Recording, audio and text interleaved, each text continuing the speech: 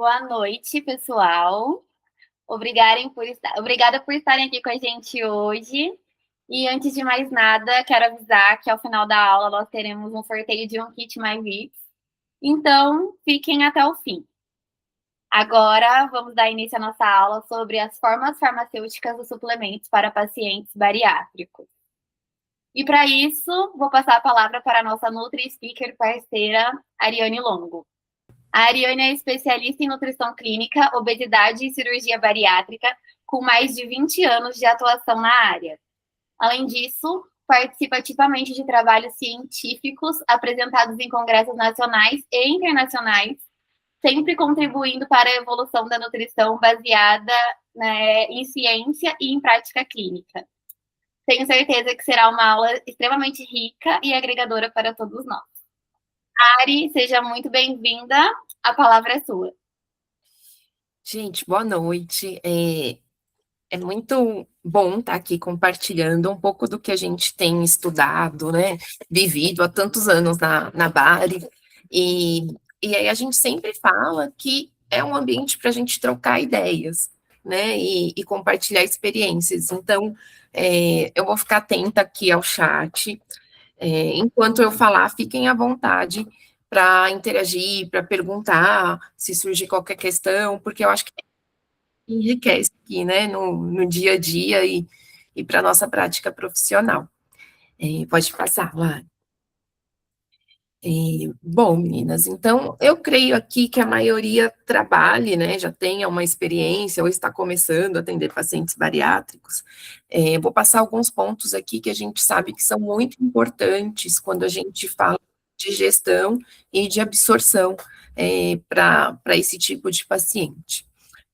O paciente bariátrico, ele vai apresentar alterações anatômicas e fisiológicas que vão levar a essa alteração do processo digestório como um todo.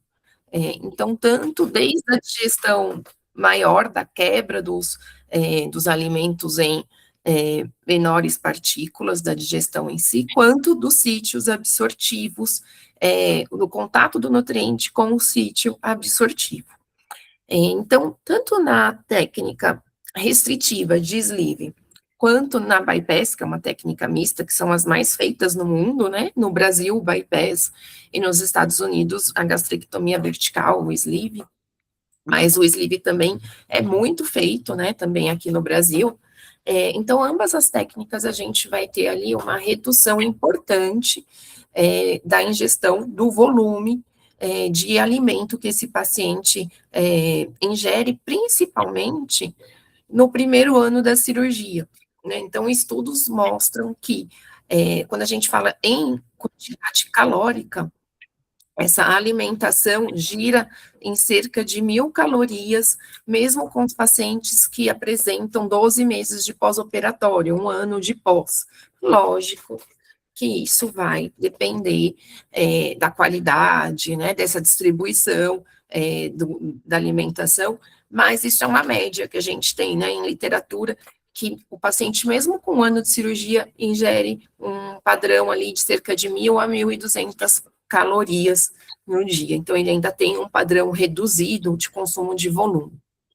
Junto a isso também, em ambas as técnicas, a gente vai ter uma redução na produção tanto do HCl, do ácido clorídrico, quanto também de todas as enzimas que são secretadas no ambiente estomacal, no ambiente gástrico, né? Então, pepsina, enzimas que são importantes para a quebra inicial do alimento, fonte de proteína, a gente vai ter uma produção muito inferior, inclusive também diminuindo a liberação ali e a ligação com o fator intrínseco, a liberação da vitamina B12.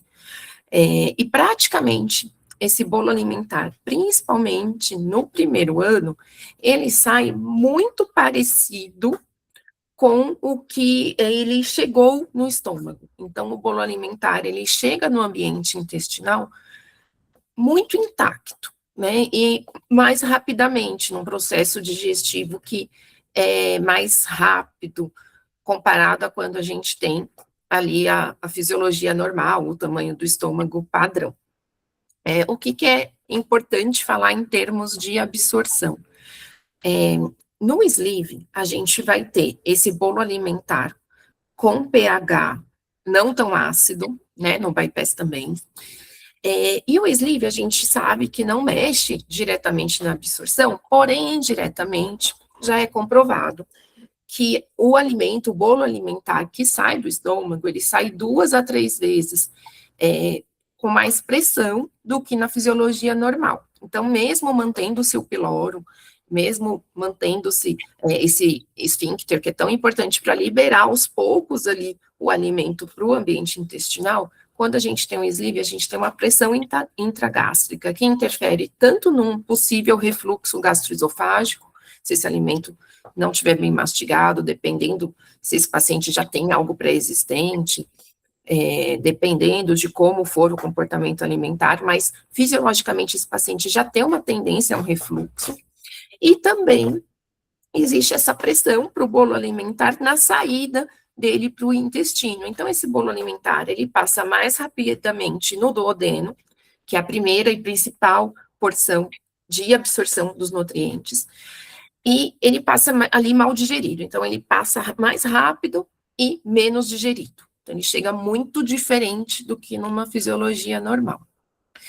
No bypass, a gente tem o desvio do duodeno e jejum proximal, o início do jejum, que são também os principais sítios absortivos. Então, esse alimento, ele chega no jejum mais distal, também muito pouco digerido, e aí, como sabemos, quando esse alimento encontra com os sucos digestivos no Y, né, na conexão da alça alimentar com a alça biliopancreática, que vai começar a se ter uma digestão enzimática ali de fato. Então, a gente perde ali uma porção importante e um tempo importante na absorção desses nutrientes, tanto micro quanto macronutrientes. Próximo lá.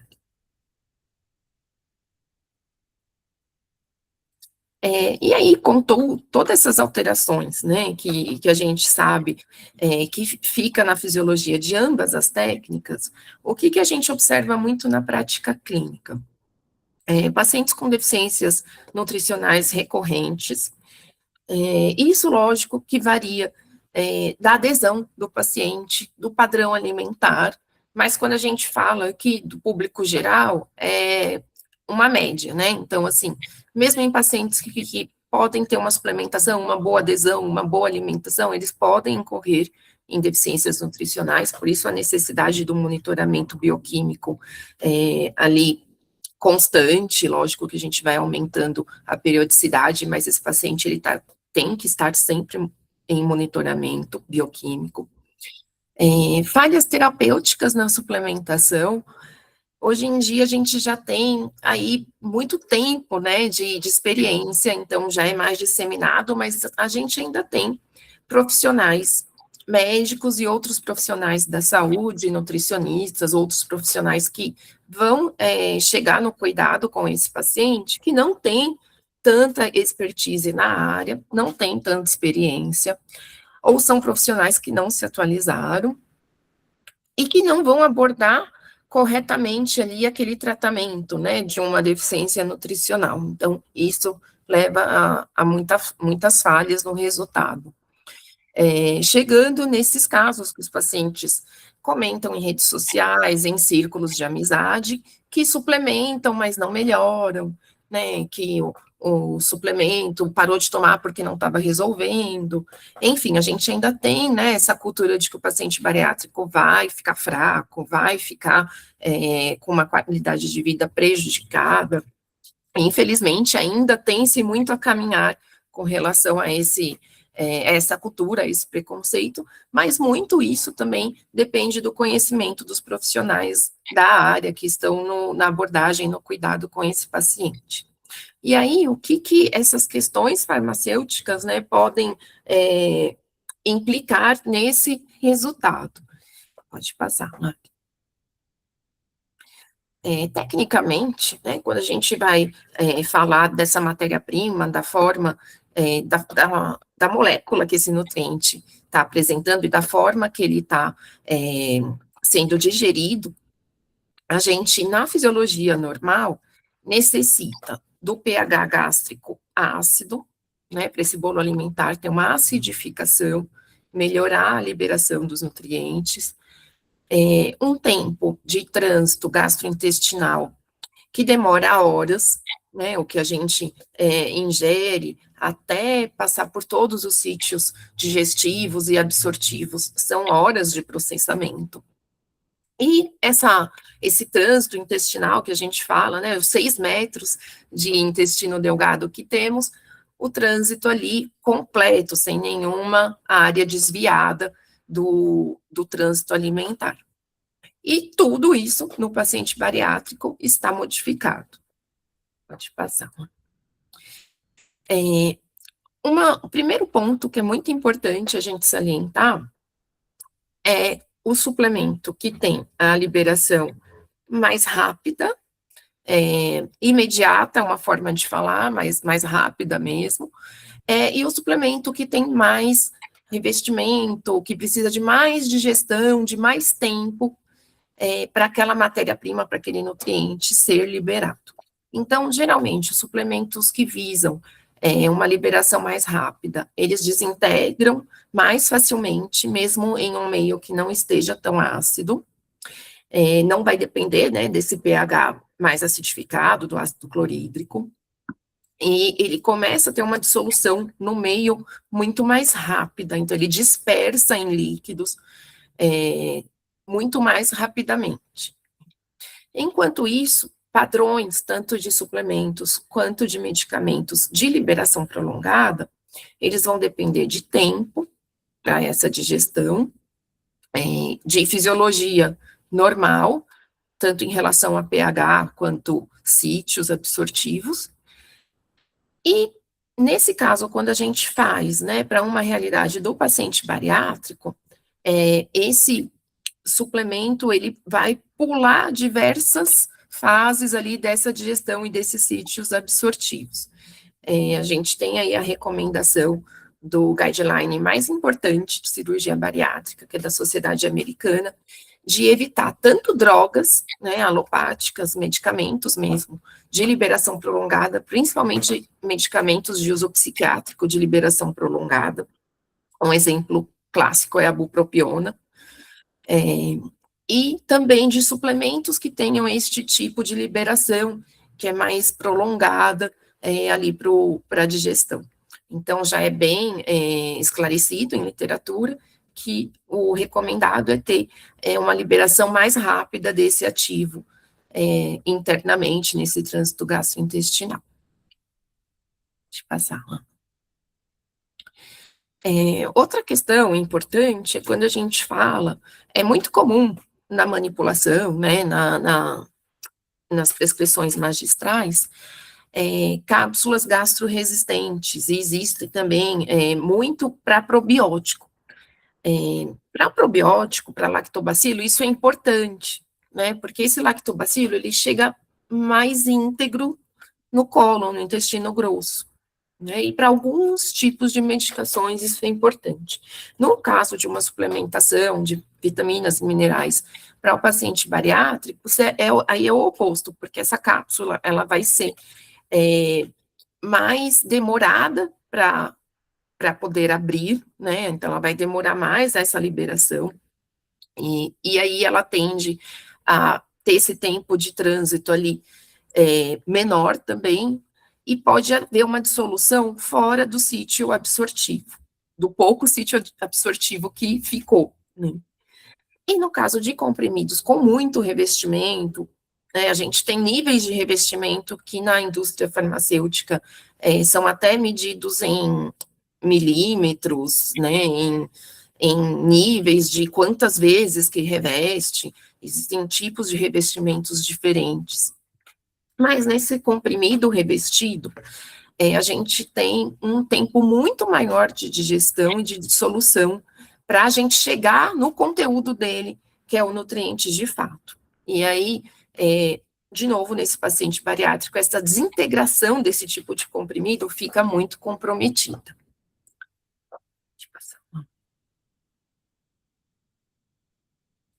E aí, o que a gente tem de evidência? São que, para esses pacientes, né, as formulações de liberação mais rápida têm mais previsibilidade, e os sistemas dependentes de um pH mais ácido apresentam uma variabilidade maior para os pacientes, mesmo a médio e longo prazo, no pós-operatório, e evitar os comprimidos de liberação prolongada no tratamento desses pacientes. Deixa eu passar lá. Tecnologias que são feitas para os pacientes clínicos que têm toda a fisiologia padrão, muitas vezes a gente não usa, não podem ser aplicadas no paciente que tem as cirurgias, as intervenções bariátricas. E aqui, né, a gente veio trazer essa aula para conscientizar, né, realmente dessa necessidade. Empresas, né, que melhoram a absorção o máximo possível para esse paciente, otimiza a distribuição dos micronutrientes, um suplemento pensado exatamente para o paciente que tem essa alteração anatômica e fisiológica. Deixa eu passar lá. E aí, a empresa, ela tem a apresentação do suplemento bariátrico, tanto na forma de comprimido, não revestido, quanto em forma de cápsula, sem ser resistente, justamente pensado para o público em questão. A composição é a mesma ali nas duas apresentações, o que muda é a forma da apresentação, comprimido ou cápsula. Pode passar. Outra questão importante é a distribuição desses nutrientes com relação à competição dos sítios absortivos. Então, a gente procura, né, na nutrição, separar alguns nutrientes de outros para que eles não tenham um prejuízo na absorção, e se a gente consegue otimizar isso para um paciente bariátrico, é muito interessante. Então, principalmente em mulheres, mas a gente vê muito também em pacientes do sexo masculino, a questão do cálcio, né, a pequena deficiência que vai ocorrendo dia a dia e que depois chega a gerar um grande déficit ali de perda de massa óssea, mesmo em pacientes jovens e mesmo do sexo masculino. Então, o cálcio é uma questão muito importante pós-bari, principalmente nas cirurgias de bypass. E o ferro, principalmente para as mulheres em idade fértil, que tem perda menstrual, é outra questão muito importante. Ambos competem pelos mesmos sítios de absorção, e é muito interessante que essa suplementação seja separada, né? Então, geralmente a gente tem ali nos suplementos o ferro quelado, quando é um suplemento para o paciente bariátrico, ele tem que ser quelado, e geralmente o mais indicado também a forma de cálcio é que seja citrato. Outro ponto importante é esse cálcio está acompanhado de outros nutrientes que são muito relevantes para a saúde óssea. Então, o magnésio, a vitamina K2, a vitamina D, e o ferro está, mesmo sendo quelado, é interessante que ele esteja acompanhado da vitamina C. Né? Não necessariamente no ferro quelado a gente precisa de um ambiente muito rico em vitamina C, mas ela vai ajudar nesse pH, ajudar nessa fisiologia de absorção. Sulfato ferroso não é recomendado, né? O mais recomendado para o paciente bariátrico é o ferro quelato, assim como a maioria dos minerais. E o cálcio citrato, ele tem uma diferença de cerca de 30% de melhor absorção comparado com cálcio carbonato. A gente pode compensar isso dando mais do carbonato, sim, porém, quando a gente tem muito excesso de carbonato, pode ter outras interações, tem paciente que é mais sensível, então a forma de citrato, pelo menos em uma boa parte ali para o paciente, é muito interessante. E outra questão, que também é importante, é ter ali as vitaminas hidrossolúveis em uma tomada, e as lipossolúveis em outra, porque acaba que sendo veículos diferentes ali para as determinadas vitaminas. Então, é algo que também é interessante, é recomendado que tenha essa divisão, se possível. Aqui está a tabela do suplemento bariátrico da empresa, a gente vai disponibilizar, né, e isso tem livremente no material todo, no site da empresa, é uma combinação muito inteligente. Pode passar. Por enquanto, sobre os polivitamínicos e sobre o que a gente falou aqui da fisiologia do paciente bariátrico, se alguém quiser colocar alguma questão, citar alguma coisa, pode escrever, não vi que não chegou nada aqui ainda, né? Lari, qualquer coisa você me avisa, se não estiver vendo, mas não tem ainda nada, mas podem comentar aí o que vocês acharem pertinente, ou se tiverem alguma dúvida. E aí a gente colocou um conteúdo extra aqui sobre creatina, que nunca é demais, né? Então aqui a gente resolveu elucidar alguns pontos que são muito importantes, muito relevantes para a gente poder fazer uma prescrição assertiva. A creatina, realmente, ela depende de um ambiente muito estável para ela não ser degradada em creatinina. O que mais faz essa degradação ocorrer é pH inadequado e temperatura, né? Então, assim, há muito tempo que a gente recomenda para o paciente não diluir em líquidos quentes, se for usar uma creatina tradicional em pó, que seja diluída em líquidos frios, ou misturada, né, em outras preparações, mas que não eleve a temperatura, porque acima de 60 graus, mais que 3 minutos, essa creatina já pode ter uma degradação alta, e a gente não tem segurança que 30 segundos, 1 minuto, ela não vai ter, né? Ela já começa a degradar muito rapidamente, que é uma desnaturação, que é muito fácil de acontecer com diversos tipos de cadeia de aminoácidos, de proteína, quando a gente eleva a temperatura. O que é importante que a gente quer salientar em processos de incorporação da creatina em outras formas, é importante que esse processo esteja sob um pH adequado e sobre uma temperatura adequada para a gente manter a integridade da creatina no produto final. Hoje, a gente, como prescritor, está muito mais seguro, porque desde o ano passado, a gente tem visto cada vez mais empresas registrando suplementos, porque é uma obrigatoriedade agora da Anvisa. E esse registro não é somente avisar a Anvisa, né, a empresa avisar a Anvisa que tem o suplemento. É mostrar para a Anvisa que esse suplemento que está escrito no rótulo realmente está dentro do pote, né, em quantidades praticamente exatas. A gente tem um delta de 20%, que ainda é um delta alto, na minha opinião. Né? O que quer dizer esse delta 20%? Se a gente está falando que tem 100 miligramas e num laudo de estabilidade esse nutriente apresenta 80 miligramas, até aí ele passa. Se ele apresentar 120 miligramas, desde que não seja acima do nível permitido, que a gente tem nas RDAs, o upper level, também passa.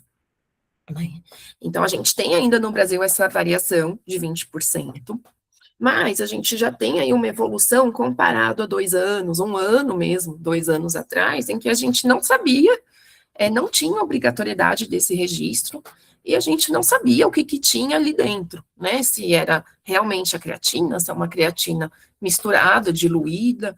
Então, hoje em dia, a gente está muito mais seguro quando esse produto ele já está com esse número de registro, né? E vai ser uma obrigatoriedade, né?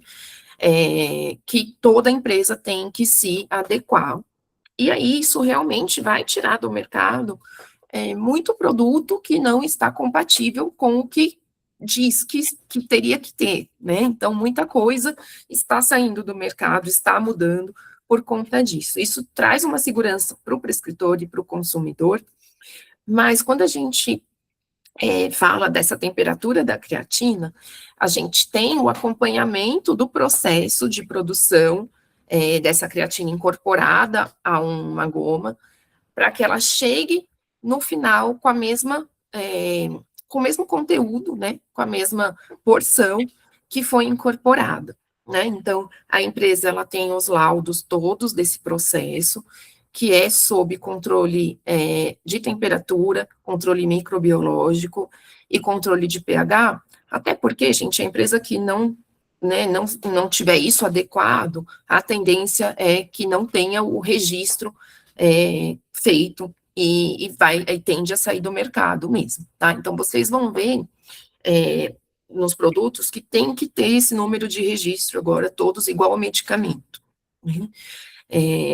Quando a gente certifica um suplemento para o mercado, ele tem que estar ali com esse registro já falando, não, aqui tem isso que está no rótulo. Pode passar lá.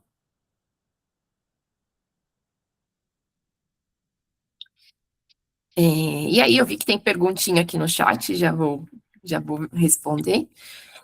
E aí a gente tem esses estudos, eles submetem as porções, né, os lotes, a testes, tanto em estabilidade acelerada, que é colocar o produto em câmaras com mais umidade, com temperaturas mais extremas, para ver se tem uma degradação, né? Então, é como se forçasse o produto a degradar, que são estudos que se fazem em 6 meses, e tem os estudos que são para validar o produto por 1 ano, por 2 anos. Né? Ambos a Anvisa aceita, e ambos têm esse número de registro. O que muda ali no produto é a validade, se ele vai durar 6 meses, se ele vai durar 1 ano, 12 meses ou 24 meses. Tem produto já sendo validado para 3 anos, que ele mantém-se estável por 3 anos, depende muito do tipo de nutriente, de suplemento. Então, o que está declarado hoje em dia, quando um suplemento tem registro, podem ficar tranquilos que é porque é o conteúdo que tem e não tem nenhum tipo de desnaturação, foi submetido a estudo e foi notificado. Deixa eu ver agora aqui o chat.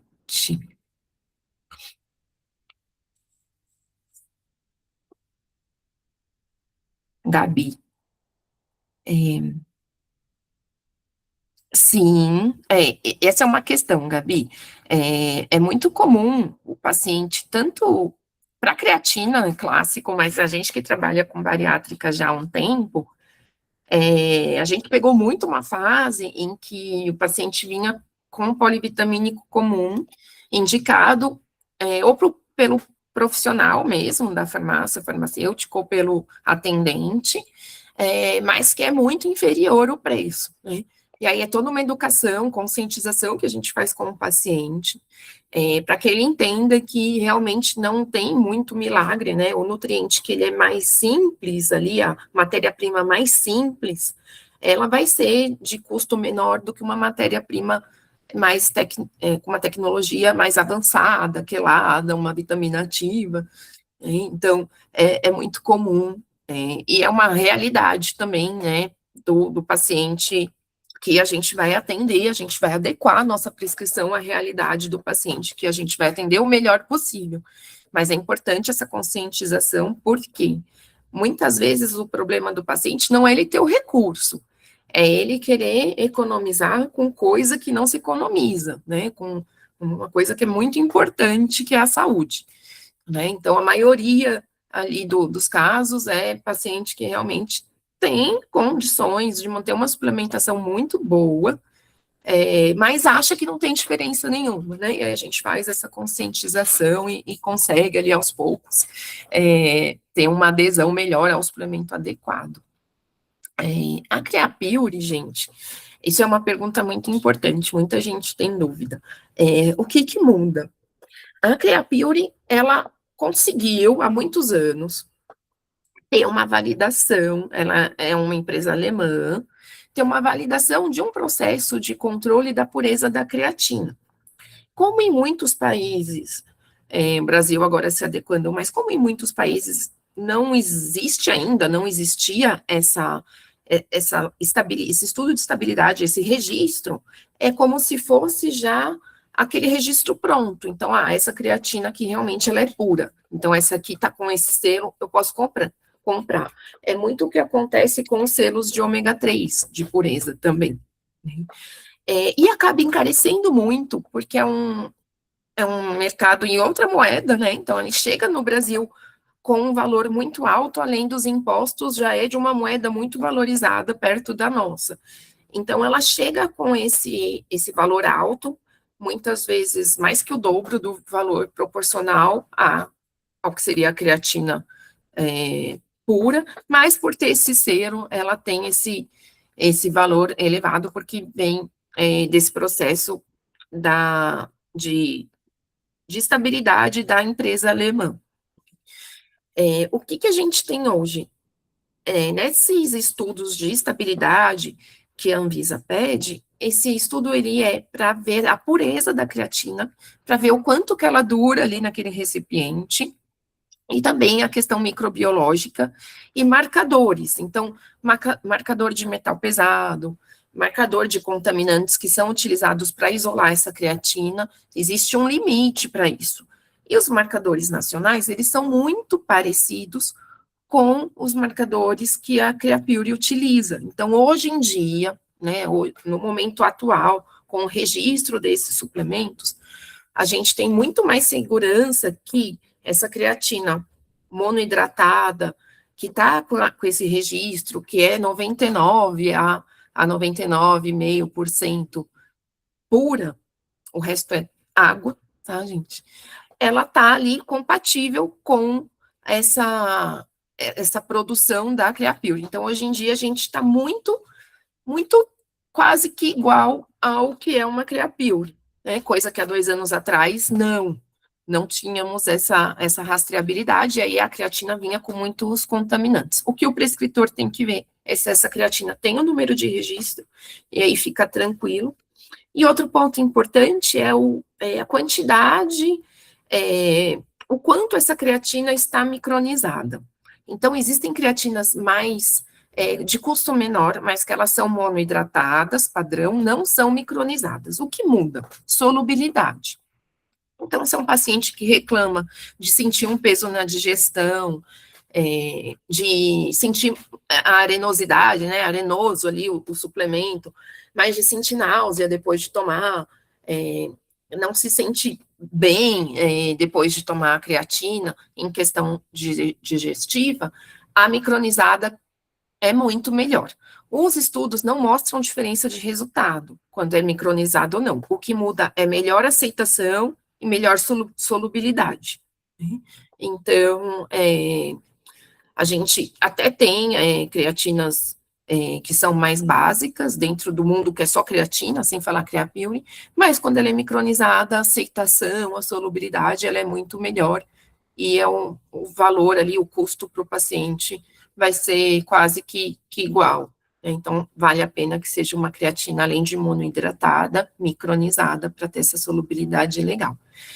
E o Creapure aí fica meio que a critério de quem pode, né, arcar com esse custo maior, mas real necessidade, hoje em dia, pelos estudos, a gente não tem nenhum que fale que essa creatina vai trazer mais benefício do que a que está laudada aqui no Brasil. Então, temos segurança em prescrever essas creatinas que estão registradas. E aí, sobreviventes à microaula. Mais alguém com dúvida? Deixa eu ver quem está aqui, quem entrou, para ver se eu conheço. Esther, maravilhosa. Esther aqui com a gente. Esther tem mais experiência que eu com Bari. Ari, aproveitando que você está aqui com a gente, quero te agradecer mais uma vez, né, por você agregar com todo o seu conhecimento. E eu vou te pedir para você escolher um número de 1 a 5 para a gente fazer um sorteio de um kit MyVits para essas que ficaram até o final com a gente. Que lindas! Vou escolher, vou responder aqui a Cláudia. Cláudia, prazer o meu. Obrigada por entrar. A gente está começando, né, a fazer mais ciclos aqui de aulas, né, para mini cursinhos, para realmente ter essa aproximação com o prescritor e fortalecer aí, né, junto com todas as nosso trabalho é com as Nutris, né? Fortalecer junto com o profissional nutricionista que realmente, né, na minha opinião, lógico que eu vou puxar a sardinha para o meu lado, é o que tem competência para organizar a suplementação do paciente bariátrico adequadamente. Então, obrigada por estar com a gente. Vou escolher o número. Isso, de 1 a 5. Cinco só. Um. Número 1 é a Esther. Esther, você ganhou o kit. A gente vai enviar para você. Parabéns, Esther, merecidíssimo também, todas merecedoras, né? Mas que bom, parabéns. E obrigada, meninas, por essa oportunidade, né? Eu agradeço a empresa pela oportunidade e as Nutris que estão aqui com a gente hoje, que tenhamos mais encontros e mais aulas aí pela frente. Obrigada, Ari. Obrigada, meninas. Se vocês tiverem alguma dúvida, vocês podem tirar com a gente, comigo, com a Ju, nosso WhatsApp, ou até com a Ari também, a gente passa o contato dela. Sim. E é isso. Obrigada por estarem aqui. A ideia é fazer cada vez mais. Obrigada, gente. Um beijo. Boa noite. Boa noite.